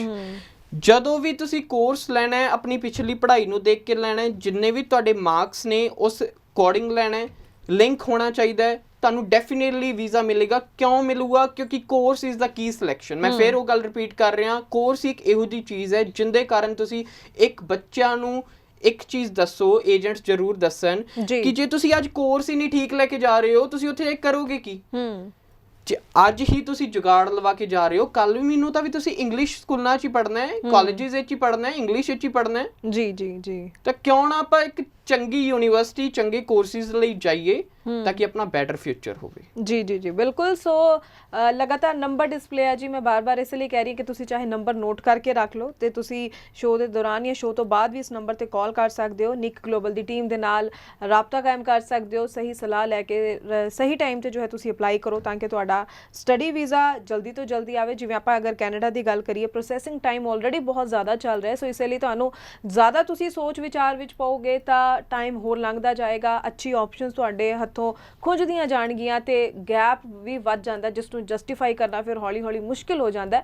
ਸੋ ਇਸ ਲਈ ਸਹੀ ਟਾਈਮ ਤੇ ਸਹੀ ਡਿਸੀਜਨ ਲੈਣਾ ਬਹੁਤ ਹੀ ਜ਼ਿਆਦਾ ਜ਼ਰੂਰੀ ਹੈ। ਜਦ ਮੈਂ ਗੱਲ ਗੈਪ ਦੀ ਕਰਦੀ ਹਾਂ ਤਾਂ ਕੈਨੇਡਾ ਦੀ ਜਿੱਥੇ ਆਪਾਂ ਗੱਲ ਕਰੀਏ ਕਿੰਨਾ ਕੁ ਗੈਪ ਔਰ ਕਿਵੇਂ ਜਸਟੀਫਾਈ ਹੋ ਸਕਦਾ, ਕਿਉਂਕਿ ਕਈ ਵਾਰੀ ਆਪਾਂ ਦੇਖਦੇ ਹਾਂ ਕਿ ਪੜ੍ਹਾਈ ਤੋਂ ਬਾਅਦ +2 ਤੋਂ ਬਾਅਦ ਕੁਝ ਸਰਕਮਸਟੈਂਸਿਸ ਸਟੂਡੈਂਟਸ ਐਵੇਂ ਦੇ ਬਣ ਜਾਂਦੇ ਉਹਨਾਂ ਨੂੰ ਜੌਬ ਵੀ ਕਰਨੀ ਪੈਂਦੀ ਹੈ ਕਈ ਵਾਰੀ, ਤਾਂ ਬਾਹਰ ਵੀ ਜਾਣਾ ਚਾਹੁੰਦੇ ਨੇ, ਤਾਂ ਉਹ ਕਿਵੇਂ ਚੀਜ਼ਾਂ ਜਸਟੀਫਾਈ ਕੀਤੀਆਂ ਜਾ ਸਕਦੀਆਂ? ਮੈਮ ਦੇਖੋ, ਗੈਪ ਕੋਈ ਇਸ਼ੂ ਨਹੀਂ ਹੈ ਗੈਪ ਵਿੱਚ ਜੀ। ਜੇ ਤੁਹਾਡੇ ਕੋਲ ਉਹਦੇ ਡਾਕੂਮੈਂਟਸ ਹੈ, ਕਲੈਰੀਫਿਕੇਸ਼ਨ ਹੈ, ਤੁਸੀਂ ਡੈਫੀਨੇਟਲੀ ਜਾ ਸਕਦੇ ਹੋ। ਗੈਪ ਭਾਵੇਂ ਤੁਹਾਡਾ 2 ਸਾਲ ਦਾ 4 ਸਾਲ ਦਾ ਤੁਸੀਂ ਜਾ ਸਕਦੇ ਹੋ, ਬਟ ਉਹਦੀ ਜਸਟੀਫਿਕੇਸ਼ਨ ਮੇਨ ਚੀਜ਼ ਉਹ ਮੰਗਦੇ ਨੇ ਕਿ ਬੱਚੇ ਨੇ ਟਾਈਮ ਵੇਸਟ ਤਾਂ ਨਹੀਂ ਕੀਤਾ, ਓਕੇ, ਬੱਚੇ ਕਿਸੇ ਹੋਰ ਪਾਸੇ ਤਾਂ ਨਹੀਂ ਲੱਗ ਗਏ ਨੇ। ਜਦੋਂ ਤੁਸੀਂ ਜੌਬ ਵੀ ਕਰਦੇ ਹੋ ਤੁਸੀਂ ਉਸ ਜੌਬ ਦਾ ਦਿਖਾ ਦਿਓ। ਮੈਮ ਇੱਕ ਯੂਨੀਵਰਸਿਟੀ ਦੀ ਆਪਾਂ ਗੱਲ ਕਰ ਲੈਂਦੇ ਹਾਂ, ਯੂਨੀਵਰਸਿਟੀ ਆਫ ਟੋਰਾਂਟੋ ਜੀ, ਆਫਟਰ ਗ੍ਰੈਜੂਏਸ਼ਨ ਤੋਂ ਬਾਅਦ ਉਹ ਵਰਕ ਐਕਸਪੀਰੀਅੰਸ ਮੰਗਦੇ ਨੇ, ਓਕੇ, ਤਾਂ ਬੱਚੇ ਵਰਕ ਐਕਸਪੀਰੀਅੰਸ ਲੈ ਕੇ ਜਾਣ, ਜੋ ਯੂਨੀਵਰਸਿਟੀ ਆਫ ਟੋਰਾਂਟੋ ਜਾਣਾ ਚਾਹੁੰਦੇ ਨੇ। ਵਰਕ ਐਕਸਪੀਰੀਅੰਸ ਤਾਂ ਮੈਟਰ ਜ਼ਰੂਰ ਕਰਦਾ ਹੈ, ਬਟ ਗ੍ਰੈਜੂਏਸ਼ਨ ਸਟੂਡੈਂਟਸ ਲਈ, ਮਾਸਟਰ ਸਟੂਡੈਂਟਸ ਲਈ ਜੀ, ਜੇ ਤੁਸੀਂ ਜਾਣਾ ਚਾਹੁੰਦੇ ਹੋ +2 ਤੋਂ ਬਾਅਦ, ਗੈਪ ਤੁਹਾਡਾ 1 ਤੋਂ 1.5 ਸਾਲ ਦਾ ਚੱਲ ਜੂਗਾ, ਬਟ ਆਫਟਰ ਦੈਟ ਜਿਹੜਾ ਵੀ ਤੁਹਾਡਾ ਗੈਪ ਹੈ ਤੁਹਾਨੂੰ ਕਲੈਰੀਫਿਕੇਸ਼ਨ ਦੇਣੀ ਪੈਣੀ ਹੈ, ਜਸਟੀਫਿਕੇਸ਼ਨ ਦੇਣੀ ਪੈਣੀ ਹੈ। ਤੇ ਜੇ ਤੁਸੀਂ ਉਹ ਜਸਟੀਫਿਕੇਸ਼ਨ ਰੋਂਗ ਦੇਤੀ, ਉਹ ਐਮਬੈਸੀ ਨੂੰ ਪਤਾ ਲੱਗ ਗਿਆ ਕਿ ਇਹ ਡਾਕੂਮੈਂਟਸ ਫਰਾਡ ਨੇ, ਰਿਜੈਕਸ਼ਨ ਔਰ ਬੈਨ। ਬਿਲਕੁਲ, ਜਦੋਂ ਤੁਹਾਡਾ ਰਿਜੈਕਸ਼ਨ ਤੇ ਬੈਨ ਲੱਗ ਗਿਆ, ਫਿਰ ਤੁਸੀਂ ਬੈਨ ਲੱਗ ਗਿਆ ਤਾਂ ਤੁਸੀਂ ਕੈਨੇਡਾ ਦੁਬਾਰਾ ਅਪਲਾਈ ਨਹੀਂ ਕਰ ਸਕਦੇ ਅਪ ਟੂ 5 ਇਅਰਸ। ਜੇ ਤੁਹਾਡਾ ਰਿਜੈਕਸ਼ਨ ਹੈ, ਕੈਨੇਡਾ ਹੀ ਇੱਕ ਇਹੋ ਜਿਹੀ ਕੰਟਰੀ ਹੈ ਜਿਹੜੇ ਤੁਹਾਨੂੰ ਦੁਬਾਰਾ ਇੱਕ ਚਾਂਸ ਦਿੰਦੀ ਹੈ ਰੀਅਪਲਾਈ ਕਰਨ ਦਾ। ਜੇ ਤੁਹਾਡਾ ਯੂਕੇ ਰਿਫਿਊਜ਼ ਹੈ, ਆਸਟ੍ਰੇਲੀਆ ਰਿਫਿਊਜ਼ ਹੈ, ਤੁਹਾਨੂੰ ਕੁਝ ਸਾਲਾਂ ਤੱਕ ਉਹ ਵੀਜ਼ਾ ਅੰਦਰ ਪ੍ਰੋਸੀਡ ਨਹੀਂ ਕੀਤਾ ਜਾ ਸਕਦਾ। ਸਟੂਡੈਂਟਸ ਦੀ ਅਗਰ ਗੱਲ ਕਰੀਏ +2 ਪਾਸ ਆਊਟ ਵਾਲਿਆਂ ਦੀ, ਤਾਂ ਡਿਗਰੀ ਜਾਂ ਡਿਪਲੋਮਾ ਕਿਸ ਵਿੱਚ ਉਹਨਾਂ ਨੂੰ ਅਪਲਾਈ ਕਰਨਾ ਚਾਹੀਦਾ? ਕਿਉਂਕਿ ਹਰੇਕ ਦਾ ਮਨ ਵਿੱਚ ਮੇਨ ਮੋਟਿਵ ਤਾਂ ਇਹ ਹੁੰਦਾ ਕਿ ਲੌਂਗ ਟਰਮ ਸਾਨੂੰ ਬੈਨੀਫਿਟ ਮਿਲੇ। ਡਿਗਰੀ 'ਚ ਜਾਣਾ ਚਾਹੀਦਾ ਸਟੂਡੈਂਟ ਨੂੰ ਜਾਂ ਡਿਪਲੋਮਾ 'ਚ? ਮੈਮ ਜਿਹੜੇ ਤਾਂ ਬੱਚੇ ਹੈਗੇ ਨੇ ਪੜ੍ਹਾਈ ਵਿੱਚ ਅੱਛੇ, ਜਿਨ੍ਹਾਂ ਦਾ ਬੈਕਗ੍ਰਾਉਂਡ ਵੀ ਅੱਛਾ, ਫਾਈਨੈਂਸ਼ੀਅਲ ਅੱਛੇ ਨੇ, ਜਿਨ੍ਹਾਂ ਨੇ ਉੱਥੇ ਜਾ ਕੇ ਸਿਰਫ ਪੜ੍ਹਨਾ ਹੈ, ਕੰਮ ਘੱਟ ਕਰਨਾ ਹੈ, ਪਾਰਟ ਟਾਈਮ ਕਰਨਾ ਹੈ ਜੀ, ਉਹ ਜ਼ਰੂਰ ਜਾਣ ਡਿਗਰੀ ਲਈ, ਇੱਕ ਬੈਟਰ ਫਿਊਚਰ ਲਈ। ਠੀਕ ਹੈ। ਜੇ ਤੁਸੀਂ ਜਾਣਾ ਚਾਹੁੰਦੇ ਹੋ ਡਿਪਲੋਮੇ ਲਈ, 2 ਸਾਲ ਦਾ ਡਿਪਲੋਮਾ ਹੁੰਦਾ ਬੇਸਿਕਲੀ ਮੈਮ, ਇਹ ਡਿਪਲੋਮਾ ਹੁੰਦਾ ਅਰਾਊਂਡ 16 ਮੰਥਸ ਦਾ, ਓਕੇ, 4 ਮਹੀਨਿਆਂ ਦਾ ਆਪਣਾ ਡ੍ਰੌਪ ਆ ਜਾਂਦਾ। ਤਾਂ ਜਿਹੜੇ ਵੀ ਬੱਚੇ ਡਿਪਲੋਮਾ ਲਈ ਜਾਣਾ ਚਾਹੁੰਦੇ ਨੇ ਉਹਨਾਂ ਲਈ ਵੀ ਇੱਕ ਸੁਜੈਸ਼ਨ ਹੈ, ਇੱਕ ਪੁਆਇੰਟ ਹੈ ਕਿ ਤੁਸੀਂ ਆਫਟਰ ਕੰਪਲੀਟਿੰਗ ਯਰ ਡਿਪਲੋਮਾ ਵਰਕ ਪਰਮਿਟ ਤੇ ਆਉਂਦੇ ਹੋ, PR ਤੋਂ ਬਾਅਦ ਜ਼ਰੂਰ ਆਪਣੀ ਪੜ੍ਹਾਈ ਕੰਟੀਨਿਊ ਕਰੋ। ਠੀਕ ਹੈ। ਦਿਹਾੜੀਆਂ ਵਾਲੇ ਪਾਸੇ ਨਾ ਜਾਓ, ਇੱਕ ਬੈਟਰ ਫਿਊਚਰ ਲਈ ਜਾ ਰਹੇ ਹੋ ਤਾਂ ਡੈਫੀਨੇਟਲੀ ਤੁਸੀਂ ਆਪਣੀ ਪੜ੍ਹਾਈ ਨੂੰ ਕੰਟੀਨਿਊ ਕਰੋ ਤਾਂ ਕਿ ਉੱਥੇ ਦੇ ਜਿਹੜੇ ਡੋਮੈਸਟਿਕ ਸਟੂਡੈਂਟਸ ਨੇ ਉਹਨਾਂ ਵਰਗੀ ਤੁਹਾਡੀ ਫੀਸ ਹੋਵੇ ਤੇ ਤੁਸੀਂ ਇੱਕ ਬੈਟਰ ਜੌਬ ਲੱਭ ਸਕੋ। ਜੀ ਜੀ ਜੀ ਬਿਲਕੁਲ। ਤਾਂ ਚਲੋ ਆਪਾਂ ਇਹ ਗੱਲ ਕਰ ਲਈ ਡਿਪਲੋਮਾ ਜਾਂ ਡਿਗਰੀ, ਕਾਲਜ ਜਾਂ ਯੂਨੀਵਰਸਿਟੀ, ਕਿਉਂਕਿ ਇਹ ਵੀ ਸਟੂਡੈਂਟ ਨੂੰ ਪਤਾ ਹੋਣਾ ਚਾਹੀਦਾ ਕਿ ਸਾਨੂੰ ਕਾਲਜ ਅਪਲਾਈ ਕਰਨਾ ਚਾਹੀਦਾ ਕਿ ਯੂਨੀਵਰਸਿਟੀ। ਛੋਟਾ ਜਿਹਾ ਜਵਾਬ ਜ਼ਰੂਰ ਚਾਹੂੰਗੀ ਇਸ ਤੇ। ਕਾਲਜਿਸ ਵਿੱਚ ਇਹ ਹੁੰਦਾ ਮੈਮ ਕਿ ਕਾਲਜਿਸ ਦੇ ਜਿਹੜੇ ਵੀ ਆਪਣੇ ਰੂਲਸ ਐਂਡ ਰੈਗੂਲੇਸ਼ਨਸ ਨੇ ਉਹ ਨੂੰ ਆਪਾਂ ਫੋਲੋ ਕਰਦੇ ਆ। ਯੂਨੀਵਰਸਿਟੀ 'ਚ ਕੀ ਹੈ, ਆਪਾਂ ਨੂੰ ਉੱਥੇ ਸਾਰਾ ਦਿਨ ਦਾ ਸਕੇਜੂਅਲ ਜਿਹੜਾ ਉਹ ਬਿਜ਼ੀ ਹੁੰਦਾ ਹੈ, ਓਕੇ, ਤਾਂ ਉਸ ਅਕੋਰਡਿੰਗ ਆਪਾਂ ਨੂੰ ਦੇਖਣਾ ਚਾਹੀਦਾ ਹੈ ਕਿ ਅਸੀਂ ਜੇ ਜ਼ਿਆਦਾ ਕੰਮ ਕਰਨਾ ਚਾਹੁੰਦੇ ਆ ਤਾਂ ਆਪਾਂ ਕਾਲਜਿਸ ਵੱਲ ਜਾਵਾਂਗੇ। ਜੇ ਆਪਾਂ ਵਾਕਈ ਹੀ ਸਿਰਫ ਪੜ੍ਹਾਈ ਕਰਨੀ ਹੈ, ਪੜ੍ਹਾਈ ਵੱਲ ਫੋਕਸ ਕਰਨਾ ਹੈ, ਫਿਰ ਆਪਾਂ ਯੂਨੀਵਰਸਿਟੀ ਜਾਵਾਂਗੇ। ਠੀਕ ਹੈ। ਇਹ ਬੱਚੇ ਨੂੰ ਅਸੀਂ ਪਹਿਲਾਂ ਹੀ ਪੁੱਛ ਲੈਂਦੇ ਆ ਕਿ ਤੁਹਾਡੀ ਪ੍ਰੈਫਰੈਂਸ ਕੀ ਹੈ। ਠੀਕ ਹੈ। ਮਤਲਬ ਇਹ ਮੈਂ ਤਾਂ ਪੁੱਛ ਰਹੀ ਸੀ ਚੀਜ਼ਾਂ ਕਿ ਕੀ ਇਹਦੇ ਨਾਲ ਇਸ ਤਰ੍ਹਾਂ ਦੀ ਸਿਲੈਕਸ਼ਨ ਆ ਕੱਲ ਨੂੰ PR ਦੇ ਵਿੱਚ ਕੋਈ ਫਰਕ ਪੈਂਦਾ ਕਿ ਆਪਾਂ ਕਾਲਜ ਸਿਲੈਕਟ ਕੀਤਾ ਜਾਂ ਯੂਨੀਵਰਸਿਟੀ ਸਿਲੈਕਟ ਕੀਤੀ? ਨਹੀਂ ਮੈਮ, PR ਵਿੱਚ ਦੇਖੋ ਇੱਕ ਐਜੂਕੇਸ਼ਨਲ ਸਿਸਟਮ ਆ ਉਹਨਾਂ ਦਾ। ਕਾਲਜਿਸ ਵਾਲਿਆਂ ਨੂੰ ਵੀ ਦੇਖੋ, ਜਦੋਂ ਆਪਾਂ ਬੈਕਗ੍ਰਾਉਂਡ ਤੇ ਚਲੇ ਜਾਈਏ, ਸਟੱਡੀ ਵੀਜ਼ਾ 2 ਤਰ੍ਹਾਂ ਵਿੱਚ ਮਿਲਦਾ ਹੈ, ਕਾਲਜਿਸ ਔਰ ਯੂਨੀਵਰਸਿਟੀ। ਜੀ ਜੀ। ਤਾਂ PR ਵੀ ਕਾਲਜਿਸ ਵਾਲਿਆਂ ਨੂੰ ਵੀ ਮਿਲਦੀ ਹੈ, ਯੂਨੀਵਰਸਿਟੀ ਵਾਲਿਆਂ ਨੂੰ ਵੀ ਮਿਲਦੀ ਹੈ, ਬਟ ਮੈਂ ਫਿਰ ਉਹੀ ਗੱਲ ਕਹਿ ਰਿਹਾ, ਵੀਜ਼ਾ ਤੁਹਾਨੂੰ ਕਿਉਂ ਮਿਲੇਗਾ? ਜੇ ਤੁਹਾਡਾ ਪ੍ਰੋਗਰੈਸ਼ਨ ਵਿੱਚ ਉਹ ਕੋਰਸ ਹੋਏਗਾ ਜੀ। ਜੇ ਤੁਹਾਡਾ ਇੱਕ ਕੋਰਸ ਤੁਹਾਡੀ ਬੈਕ ਦੀ ਪੜ੍ਹਾਈ ਨਾਲ ਲਿੰਕ ਹੋਏਗਾ। ਜੀ ਜੀ ਜੀ ਬਿਲਕੁਲ। ਸੋ ਤੁਸੀਂ ਜ਼ਰੂਰ ਇਹਨਾਂ ਸਭ ਚੀਜ਼ਾਂ ਦਾ ਧਿਆਨ ਰੱਖਿਆ ਕਰੋ। ਸਾਡੇ ਕੋਲ ਜਿੰਨੇ ਵੀ ਸਵਾਲ ਆਉਂਦੇ ਨੇ ਅਸੀਂ ਸਾਰੇ ਸਵਾਲਾਂ ਨੂੰ ਇਸ ਸ਼ੋਅ ਦੇ ਵਿੱਚ ਜ਼ਰੂਰ ਸ਼ਾਮਿਲ ਕਰਦੇ ਹਾਂ। ਬਹੁਤ ਬਹੁਤ ਧੰਨਵਾਦ ਤੁਹਾਡਾ ਕਿ ਤੁਸੀਂ ਸਾਡੇ ਸ਼ੋਅ ਵਿੱਚ ਆ ਕੇ ਖਾਸ ਗੱਲਾਂ ਸਾਡੇ ਦਰਸ਼ਕਾਂ ਨਾਲ ਸਾਂਝੀਆਂ ਕੀਤੀਆਂ ਨੇ। ਸੋ ਇਸ ਦੇ ਨਾਲ ਹੀ ਹੁਣ ਮੈਨੂੰ ਯਾਨੀ ਕਿ ਹਰਜੋਤ ਕੌਰ ਨੂੰ ਵੀ ਦਿਓ ਜੀ ਇਜਾਜ਼ਤ। ਧੰਨਵਾਦ।